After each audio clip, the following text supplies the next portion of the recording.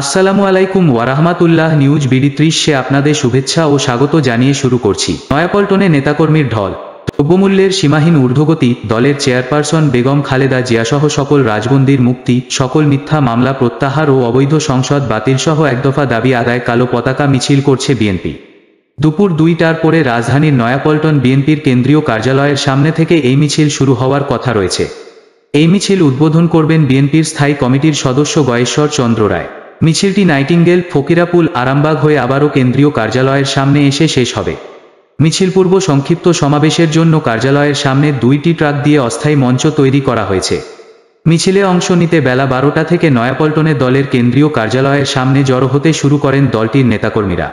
রাজধানীর বিভিন্ন ওয়ার্ড ও থানাসহ ঢাকা বিভাগীয় বিভিন্ন জেলায় নেতাকর্মীরা কালো পতাকা, ব্যানার ও ফেস্টুনসহ খণ্ড খণ্ড মিছিল নিয়ে নয়াপল্টনে আসতে শুরু করেন। সময় বাড়ার সঙ্গে সঙ্গে নেতাকর্মীদের পদচারণায় নয়াপল্টন সরগরম হয়ে ওঠে। ইতিমধ্যে নয়াপল্টনে নেমেছে নেতাকর্মীদের ঢল। এ সময় তারা বিভিন্ন স্লোগানে রাজপথ মুখরিত করে তুলেন। এদিকে বিএনপির কালো পতাকা মিছিলকে ঘিরে নয়াপল্টন ও এর আশপাশের এলাকায় অতিরিক্ত পুলিশ মোতায়েন করা হয়েছে। পাশাপাশি সাদা পোশাকেও আইনশৃঙ্খলা বাহিনীর সদস্যদের দেখা গেছে। যে কোনো পরিস্থিতি মোকাবেলায় সতর্ক অবস্থানে রয়েছেন তারা। মঞ্চে উপস্থিত আছেন বিএনপি নেতা গয়েশ্বর চন্দ্র রায়, নিতাই রায় চৌধুরী, ব্যারিস্টার মাহবুব উদ্দিন খোকন, আব্দুস সালাম আজাদ, তাইফুল ইসলাম টিপুসহ দলটির অঙ্গ ও সহযোগী সংগঠনের নেতাকর্মীরা। এই সরকার জনগণের নয়, ভারত, চীন, রাশিয়ার। গয়েশ্বর 30 জানুয়ারি সারাদেশে কালো পতাকা মিছিল।